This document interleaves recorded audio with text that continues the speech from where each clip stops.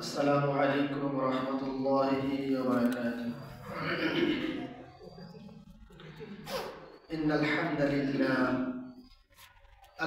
لله وحده، والصلاة والسلام على رسول الله من لا نبي بعده، وأشهد أن لا إله إلا الله وحده لا شريك له، وأشهد أن سيدنا ومولانا محمدا عبده ورسوله الذي أرسله بالحق بشيرا ونذيرا وداعيا إلى الله بإذنه وسراجا وقمرا منيرا. أما بعد، فإن أصدق الحديث كتاب الله، وخير الهدي هدي محمد صلى الله عليه وسلم، وشر الأمور محدثاتها، وكل محدثات بدعة، وكل بدعة ضلالة، وكل ضلالة في النار. وقال تعالى: يا أيها الذين آمنوا اتقوا الله حق تقاته ولا تموتن إلا وأنتم مسلمون. أما بعد، فأعوذ بالله من الشيطان الرجيم. بسم الله الرحمن الرحيم. يا أيها الذين آمنوا إذا نودي للصلاة من يوم الجمعة فاسعوا إلى ذكر الله وذروا البيع، ذلكم خير لكم إن كنتم تعلمون. إلى الآخر الآية.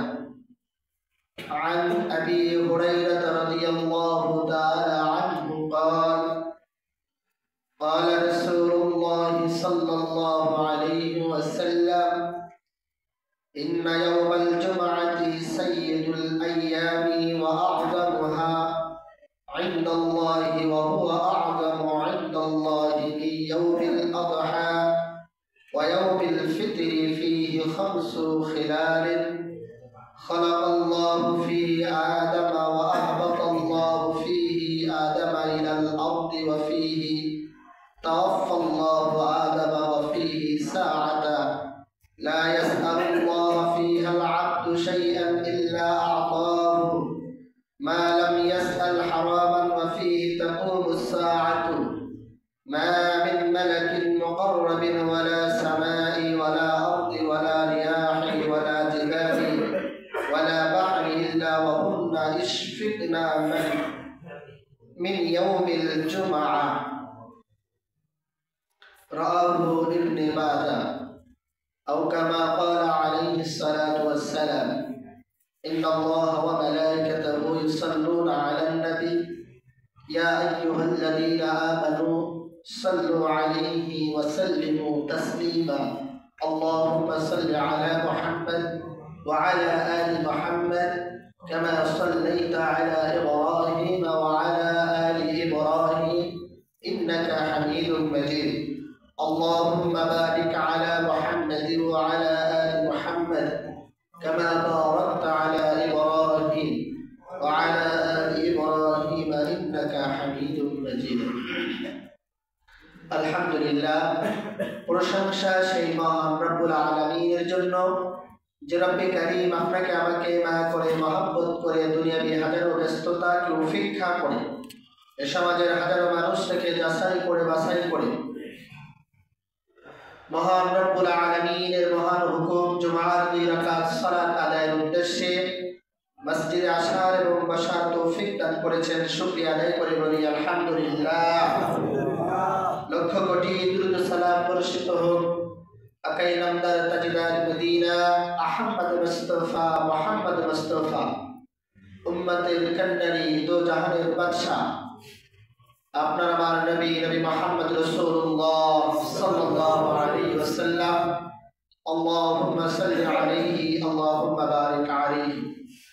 সম্মানিত উপস্থিতি, সম্মানিত এলাকাবাসী, সম্মানিত মসজিদের মুসল্লিবৃন্দ, গত জুমায় আমরা কোরআন ও হাদিস থেকে আযান, ইকামত ও মসজিদ সম্পর্কে গুরুত্বপূর্ণ তথ্যবহুল আলোচনা শুনেছি। আজকের জুমা আমাদের সংক্ষিপ্ত আলোচনার বিষয়বস্তু জুমার দিন ও জুমার সালাত এ বিষয়ের উপরে। কোরআন ও হাদিস থেকে আমরা গুরুত্বপূর্ণ তথ্যবহুল আলোচনা করার চেষ্টা করব ও ভাই আমরা শুনে কোরআন ও হাদিস থেকে সত্যভাবে আমল করার চেষ্টা করি। আল্লাহ তাআলা আমাদেরকে আমলের নিয়তে শোনার তৌফিক দান করুন, আল্লাহুম্মা আমিন। সম্মানিত উপস্থিতি, এলাকাবাসী, আজকে পবিত্র জুমার দিন। মহান আল্লাহ রাব্বুল আলামিন উম্মতে মুহাম্মাদীকে জুমার দিবসের নিয়ামত দান করেছেন। সৃষ্টির শুরু থেকেই এই দিনটি সবচেয়ে সম্মানিত, কিন্তু পূর্ববর্তী উম্মতগণ এই দিনটি লাভ করতে পারেনি। এই দিনটির মর্যাদা অনেক অনেক বেশি। কোরআন ও হাদিসে বর্ণিত হয়েছে, কয়েকটি হাদিস রাসূল করিম সাল্লাল্লাহু আলাইহি ওয়াসাল্লামের বাণী ও বিস্তৃত স্পষ্ট বাণী জুমার দিন সম্পর্কে। অর্থাৎ জুমার দিন গুরুত্বপূর্ণ একটা দিন, যে দিনটা আল্লাহ সুবহানাহু ওয়া তাআলা বান্দার জন্য নিয়ামত হিসাবে দান করেছেন। জুমার দিন আল্লাহ সুবহানাহু ওয়া তাআলা অনেক স্পেশাল নিয়ামত, ইবাদত, বন্দেগী, দোয়ার সবাই আল্লাহ তাআলা এই দিনকে লিখে দিয়েছেন। সম্মানিত উপস্থিতি, রাসূল করিম সাল্লাল্লাহু আলাইহি ওয়াসাল্লাম সহিহ মুসলিমের 585 নম্বর হাদিসের ভিতরে বলেন, খায়রু ইয়াউমি তালাআত আলাইহি আশ-শামসু ইয়াউমুল জুমআতি ফীহি খুলিকা আদম ওয়া ফীহি উদখিলাল জান্নাতা ওয়া ফীহি উখরিজা মিনহা। রাসূল করিম সাল্লাল্লাহু আলাইহি ওয়াসাল্লাম বলেন, সূর্যের নিচে সর্বশ্রেষ্ঠ দিন হলো জুমার দিন। এদিনেই আল্লাহ তাআলা আদম আলাইহিস সালামকে সৃষ্টি করেন, এদিনেই তাকে জান্নাতে প্রবেশ করান এবং এদিনেই তাকে জান্নাত থেকে বের করে দেওয়া হয়। সম্মানিত উপস্থিতি, উক্ত হাদিসের ঘটনা শেষের অংশে আমরা অনেকেই শুনেছি বা জানি। বাবা আদম আলাইহিস সালাতু ওয়াস সালাম, মা হাওয়া আলাইহিস সালাতু ওয়াস সালাম, আমরা সবাই জানি উভয় জান্নাতের ভিতরে ছিল নিয়ামতে ভরপুর। আল্লাহ রাব্বুল আলামিন তাদেরকে নিষেধ করা সত্ত্বেও তাহারা সেই গন্ধব ফল ভক্ষণ করার কারণে শয়তানের চালাকি বুঝতে না পেরে আল্লাহ তাআলার নিষিদ্ধ গাছের কাছে যাওয়ার কারণে আল্লাহ তাআলা আমাদের আদি পিতা, আদি মাতা আদম এবং হাওয়া আলাইহিস সালামকে জান্নাত থেকে বহিষ্কার করে দুনিয়াতে পাঠিয়েছিলেন। রব্বুল আলামিনের সবথেকে বড় নিয়ামত আল্লাহ সুবহানাহু ওয়া তাআলা কোরআনুল কারীমের ভিতরে সূরা বাকারায় স্পষ্ট ভাষায় বলেছেন, ইন্নী জাঈলুন ফিল আরদি খলিফা, নিশ্চয়ই আমি জমিনে খলিফা নিযুক্ত করতে চাই। আদম আলাইহিস সালাতু ওয়াস সালামকে দুনিয়ার জন্য সৃষ্টি করা হয়েছে, খলিফা হিসাবে নিযুক্ত করা হয়েছে। আল্লাহ সুবহানাহু ওয়া তাআলা রেখেছেন জান্নাতে, ভুল হবে আবার জান্নাত থেকে বের করে দুনিয়াতে দেবে। কারণ মানুষকে সৃষ্টি করেছেন কোন জায়গার জন্য? দুনিয়ার জন্য। অর্থাৎ দুনিয়ার ভালো এবং মন্দ উভয় দিক মানুষের ভিতরে দিয়ে আল্লাহ সুবহানাহু ওয়া তাআলা সৃষ্টি করেছেন। ঠিক সেই মহান রব্বুল আলামিনের শ্রেষ্ঠত্ব লাভ করার জন্য আল্লাহ সুবহানাহু ওয়া তাআলা আপনাকে আমাকে জুমার দিন দিয়েছেন। রাসূল করিম সাল্লাল্লাহু আলাইহি ওয়াসাল্লাম ইবনে মাজাহ 344 নম্বর হাদিসের ভিতরে স্পষ্ট ভাষায় বলেন, ইন্না ইয়াউমাল জুমআতি সাইয়্যিদুল আইয়ামি ওয়া আ'যামুহা ইনদাল্লাহি ওয়া আ'যামু ইনদাল্লাহ। সকল দিবসের নেতা আল্লাহর নিকট সবচেয়ে মর্যাদাময় দিন হলো জুমার দিন।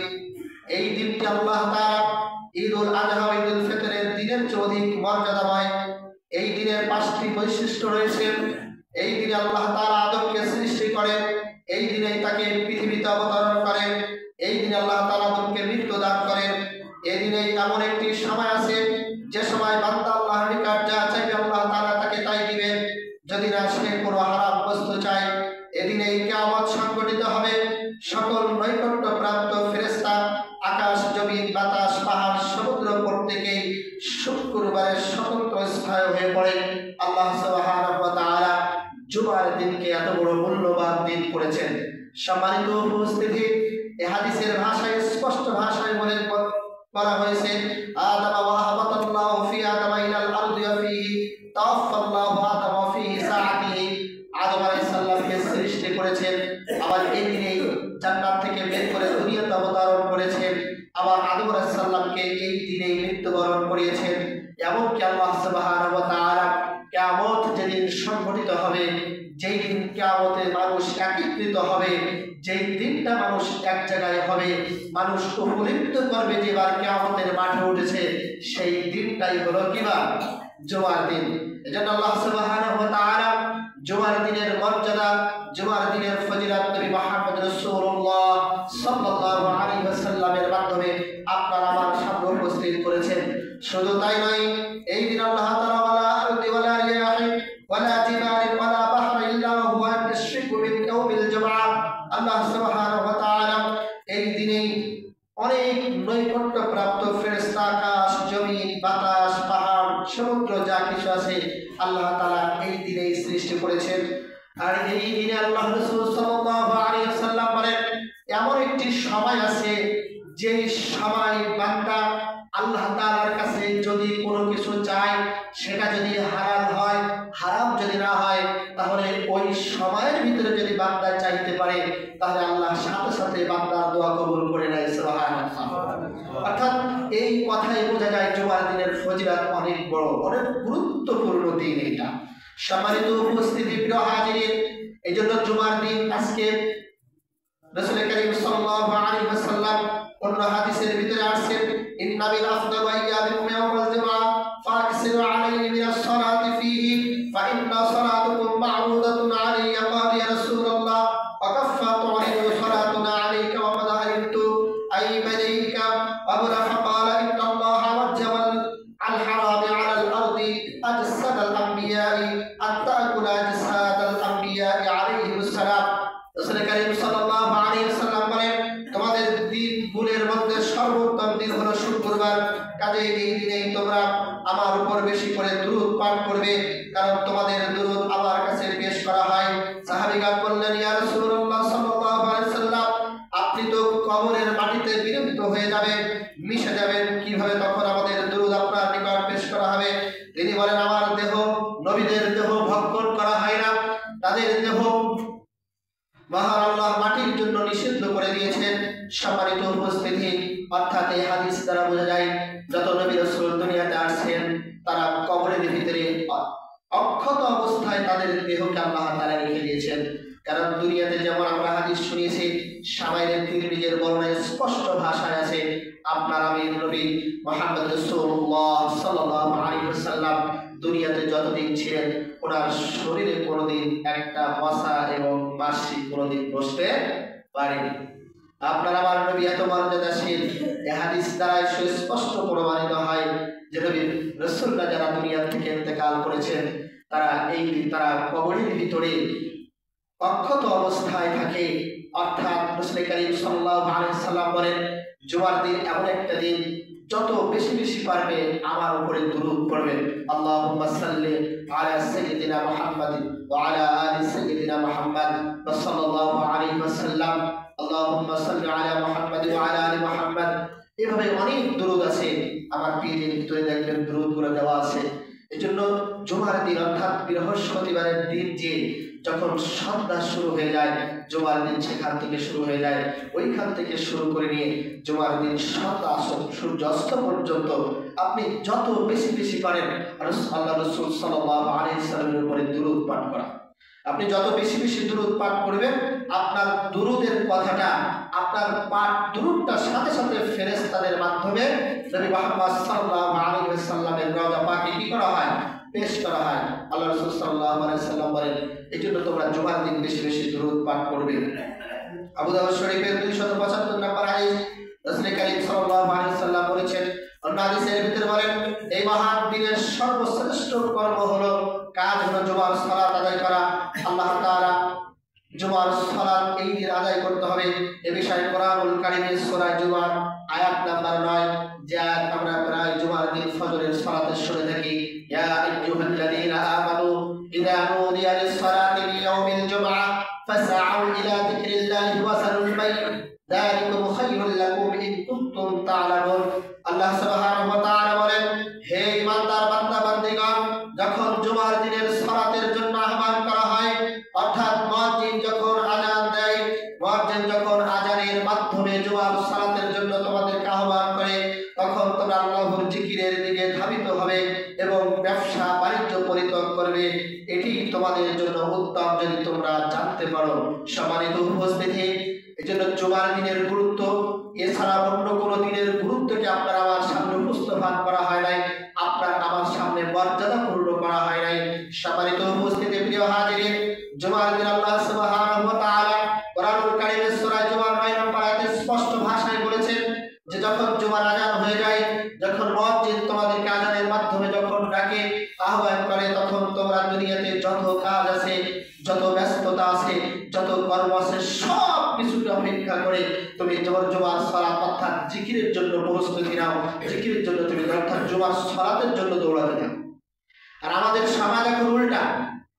আমাদের সমাজ এমন একটা ব্যবস্থাপনা হয়ে গেছে, এমন একটা কার্যক্রম হয়ে গেছে, যারা চাকরিজীবী মানুষ, যারা ব্যবসায়ী মানুষ, যারা খেটে খাওয়া মানুষ হোক, যারা অন্যান্য কর্মে আছে, অর্থাৎ আমরা সমস্ত দিন কষ্ট করি, জুমার দিন আমরা কষ্টকে লাঘব করার চেষ্টা করি, কিন্তু সেটা এখন আমাদের উল্টা হয়ে গেছে। আমরা জুমার দিনে ব্যস্ততাকে উপেক্ষা করতে চাই না, অর্থাৎ সারা সপ্তাহে ব্যস্ততায় ছিলাম, জুমার দিন এত কাজ এক জায়গায় নিয়ে আসি যে জুমার সালাতের উদ্দেশ্যে মসজিদে আসবো সময় মতো, এইটাও পর্যন্ত আমরা কি করতে পারি না, সময় মতো আসতে পারি না। আল্লাহ সুবহানাহু ওয়া তাআলা মুসা আলাইহিস সালাতু ওয়াস সালামের একটা ঘটনা পড়েছি, তাফসীরের ভিতরে দেখেছি, মুসা আলাইহিস সালাতু ওয়াস সালামকে আল্লাহ সুবহানাহু ওয়া তাআলা আপনারা শুনেছেন নসিহতের মাধ্যমে আল্লাহ তাআলার কাছে মুসা আলাইহিস সালাম আরজি পেশ করেছিলেন, জিজ্ঞাসা করেছিলেন তুর পাহাড়ে যে, ওগো আল্লাহ, কিয়ামতের ময়দানে অর্থাৎ জান্নাতের ভিতরে আমার সাথে সর্বপ্রথম কোন ব্যক্তি থাকবে, আমি সেই ব্যক্তি সম্পর্কে একটু জানতে চাই। আল্লাহ সুবহানাহু ওয়া তাআলা মুসা আলাইহিস সালামকে ডাক দিয়ে বললেন, যাও অমুক বাজারের কিনারে গিয়ে দাঁড়াবে, দাঁড়িয়ে দেখবে একজন কামার অর্থাৎ লোহা পিঠায় এমন একজন ব্যক্তি তোমার সাথে জান্নাতে যাবে, তোমার সাথে সর্বপ্রথম জান্নাতে থাকবে। মুসা আলাইহিস সালাতু ওয়াস সালাম চলে গেলেন সেই জায়গায়, সেই শহরে যে ঠিক সেই দোকানের কিনারে আপনারে দাঁড়িয়ে দেখলেন, ঠিক মুসা আলাইহিস সালামের সময় 2 রাকাত সালাত ছিল। কয় রাকাত? 2 রাকাত সালাত ছিল। 5 ওয়াক্ত সালাত আপনার আমার নবী মুহাম্মদ সাল্লাল্লাহু আলাইহি ওয়াসাল্লামের উপরে নাযিল হয়েছেন, আপনার আমার নবীর উপরে হুকুম হয়েছে। এর আগে কোন নবীর সময় 2 রাকাত, কোন নবীর সময় 1 ওয়াক্ত, এইরকম ভাবে সালাত ছিল যুগে যুগে যারা নবীর আসছেন দুনিয়াতে। সম্মানিত উপস্থিতি, মুসা আলাইহিস সালাতু ওয়াস সালাম কর্মকারের কাজ দেখতে দেখতে, কামারের লোহা পিঠানো দেখতে দেখতে অপেক্ষায় থাকলেন। কেন? এমন সময় জোহরের সালাতের সময় হয়ে গেছে, কর্মকার তখন আজান দিচ্ছে, তখন ও হাতুড়িটা এইভাবে দিচ্ছে, হাতুড়ির পিছনের দিকে নিয়ে জোরে বাড়ি দিবে, এমন সময় দেখে আজান অর্থাৎ সালাতের সময় হয়ে গেছে, বুঝতে পেরেছে। ওই কামার সামনের দিকে আর পরবর্তীতে ওই হাতুড়ির বাড়ি আর নিয়ে আসে, অর্থাৎ শুনেছে আজান হয়ে গেছে, সালাতের সময় হয়ে গেছে, ওই হাতুড়ির পিছন থেকে কি হয়ে গেছে, অর্থাৎ আল্লাহর কোরআনের সুস্পষ্ট ভাষা, ইয়া আইয়ুহাল্লাযীনা আমানু ইযা নুদিয়া লিস-সালাতি মিন ইয়াউমিল জুমআহ ফাসআউ ইলা যিকরিল্লাহি ওয়া যারুল বাই'। হে আমার বান্দার বান্দা এবং বান্দীগণ, তোমাদেরকে যখন তোমাদের কর্মবহরে পৌঁছে যাবে, জুমার দিন মুয়াজ্জিন আযান দিচ্ছে, তোমাকে সালাতের জন্য আহ্বান করতেছে, জুমার উদ্দেশ্যে আহ্বান করছে, মসজিদের উদ্দেশ্যে আসার জুমার দিনে আহ্বান করতেছে, সেই সাথে সাথে অর্থাৎ আযান তোমার কানে পৌঁছানোর সাথে সাথে দুনিয়ার যত কাজ আছে সব কাজ ওইখানে স্থগিত রেখে, ওইখানেই ফেলে রেখে, ওইখানেই সমাপ্ত করে সাথে সাথে আযানের জবাব দিয়ে ফাসাউ ইলা যিকরিল্লাহ ওয়া যারুল বাই', সাথে সাথে তুমি সালাতের জন্য অর্থাৎ জিকিরের জন্য দৌড়াতে পারবে। আর তুমি 1 সেকেন্ড দেরি করতে পারবে না। তুমি হলো মুত্তাকি, তুমি হলো মুমিন, তুমি হলো ইমানদার বান্দা। কিন্তু আমাদের সমাজ উল্টা। আমাদের সমাজে যে আমরা বুঝতে এটা শিখেছি যে যেহেতু মুয়াজ্জিন কেবল আযান দিছে, এখন হুজুর ইমাম সাহেব খুতবা একটু উনি আধা ঘন্টা বকবক করবে, ইচ্ছা মতো একটু বলবো, তো উনি আধা ঘন্টা বলতেছে, বলুন, তারপরে আমি যাব। তারপর আস্তে আস্তে যে হুজুর একটাই 20 বা 15টা শেষ করবেন, আমি একটা 15টা যে একটু হুজুরের কথা শুনলাম, আমার গায়ে আর লেগলো না, যারা বসে তারা যে শুনবে আমার সময় নেই, আমার বাড়ি আর একটু কাজ আছে। কে আছে এটা? রাসূল কারীম সাল্লাল্লাহু আলাইহি ওয়াসাল্লাম একটা হাদিস আপনারা সব সময় শুনেছেন, সব সময় আপনারা গ্রহণ করেছেন। অনেক সময় হাজী সাহেব আমার সভাপতি যিনি, ইনিও মাঝে মধ্যে এই কথাটা বলেন যে জুমার দিন যখন ইমাম খুতবায় ওঠে তখন ফেরেশতারা তার কলমের কালি অর্থাৎ লেখা লিপিবদ্ধ করা বন্ধ করে দেয়। শুনেছেন না? কথাটা সুস্পষ্ট হাদিস। হাদিসটা এসেছে মুসলিম শরীফের 588 নম্বর হাদিসের ভিতরে আসছে। রাসূল কারীম সাল্লাল্লাহু আলাইহি ওয়াসাল্লাম বলেন, মান তাআদ্দা ফাহসানাল উযুআ সুম্মা আতাল জুমআতা ফাসতামা ওয়া আমসাতা গুফিরা লাহু মা বাইনাহু ওয়া বাইনাল জুমআতি ওয়া জিয়াদাতু সালাসাতি আইয়ামিন ওয়া মান মাসাল হাসানা ফাকাদ না। রাসূল কারীম সাল্লাল্লাহু আলাইহি ওয়াসাল্লাম বলেন, জুমার দিন যখন ইমাম খুতবায় উঠে যায়, ইমাম যখন খুতবা শুরু করার আগে যত ব্যক্তি মসজিদে আসতে পারবে, যত ব্যক্তি মসজিদের ভিতরে পৌঁছাতে পারবে, সর্বপ্রথম যে ব্যক্তি মসজিদে জুমার দিন পৌঁছাবে সেজন্য আল্লাহর রাস্তায় একটি উট কুরবানি করলে যে সওয়াব হয়, আল্লাহ তাআলা সেই উট কুরবানির সওয়াব তার আমলনামায় দান করে। বলে সুবহানাল্লাহ। সর্বপ্রথম যেই ব্যক্তি আসবে সেই ব্যক্তি প্রথম কি কুরবানি করার সওয়াব পাবে? উট কুরবানি করার সওয়াব পাবে। দ্বিতীয় যেই ব্যক্তি আসবে সেই ব্যক্তি একটি গরু, তৃতীয় যেই ব্যক্তি আসবে সেই ব্যক্তি একটি শিংওয়ালা বরকি, তৃতীয় ব্যক্তি যে আসবে তার থেকে ছোট। এভাবে করতে করতে যখন ইমাম খুতবায় উঠে যাবে, সাথে সাথে ফেরেশতা তাদের কলমের অর্থাৎ যে লিখতে থাকে কারা আসছে জুমার দিন সর্বপ্রথম মসজিদে, তাদের নেকি লিখতে লিখতে ইমাম যেই খুতবা শুরু করবে সেই ফেরেশতারাও মুসল্লিদের সাথে ইমামের খুতবা শোনার জন্য লেখা বন্ধ করে দাঁড়িয়ে যায়, বসে যায়। সুবহানাল্লাহ বিহামদি। অর্থাৎ খুতবা শোনা ওয়াজিব। এই হাদিস দ্বারা স্পষ্ট প্রমাণিত হয় জুমার দিন খুতবা চলাকালীন একটা কথা বলা কবিরা গুনাহ। তাই আপনি যত বড় নেতা হন আর আপনি যত বড় মুতাল্লি হন না কেন, আপনার যত ব্যস্ততা থাকুক না কেন, যত কাজ আপনার জুমার দিন থাকুক না কেন, ইমাম খুতবায় উঠলে আপনার খাতা বন্ধ, আর কোনো কথা চলবে না, স্টপ একেবারে। আপনি যতক্ষণ কথা বলবেন, যতবার কথা বলবেন, ততবার আপনার কবিরা গুনাহ হচ্ছে। জুমার খুতবা শোনা প্রত্যেকটা মুসল্লিদের জন্য জরুরি। রাসূল কারীম সাল্লাল্লাহু আলাইহি ওয়াসাল্লাম এই হাদিস দ্বারা বোঝাতে চাচ্ছেন ফেরেশতা পর্যন্ত ইমামের খুতবা শোনার জন্য তাদের খাতা বন্ধ করে দেয়, আর নেকি লিখতে থাকে না। শেষ পর্যন্ত খাতা খুতবা চলাকালীন পর্যন্ত খাতাই বন্ধ থাকে। রাসূল কারীম সাল্লাল্লাহু আলাইহি ওয়াসাল্লাম বলেন, জুমার দিন সালাত পরিত্যাগের অভ্যাস মানুষদের অভ্যাস ছাড়তে হবে, তাহলে আল্লাহ তাআলা তাদের অন্তরের উপর মোহর মেরে দিবেন। রাসূল কারীম সাল্লাল্লাহু আলাইহি ওয়াসাল্লাম বলেন, লা ইয়াতাহিন্না কাওয়ামু আন উদিহাল জুমআতি আও ইয়ালকা মিনাল্লাহি আলা কুলুবিহিম সুম্মা লা ইয়াকুনান্না মিনাল গাফিলিন ওয়াল মুনাফিকিন। রাসূল কারীম সাল্লাল্লাহু আলাইহি ওয়াসাল্লাম বলেন, কিছু সমাজে মানুষ আছে, কিছু উম্মত আছে যারা জুমার দিনের সালাত ছেড়ে দেয়। আছে না এমন ব্যক্তি? এত ব্যস্ততা, এত কাজ জুমার দিন দেখায় যে সালাতে আসতে পারে না, কাজে কর্মে তার জুমার সালাত ছড়ে গেছে। রাসূল কারীম সাল্লাল্লাহু আলাইহি ওয়াসাল্লাম বলেন, ইচ্ছাকৃতভাবে জুমার সালাত ছেড়ে দিয়ে কোন ব্যক্তি যদি নিজ দায়িত্বে মাসালা দিয়ে বলে আমি জুমার সালাত পড়তে পারি না ব্যস্ততার কারণে, এজন্য আমি জোহরের সালাত পড়ে নেব, রাসূল কারীম সাল্লাল্লাহু আলাইহি ওয়াসাল্লাম বলেন, সুম্মা লা ইয়াকুনান্না মিনাল গাফিলিন, এই ব্যক্তি গাফিল হয়ে গেছে। এর অন্তরের ভিতরে আল্লাহ তাআলা এমন ভাবে মোহর মেরে দিবেন, এর অন্তর আর কোনোদিন খুলবে না।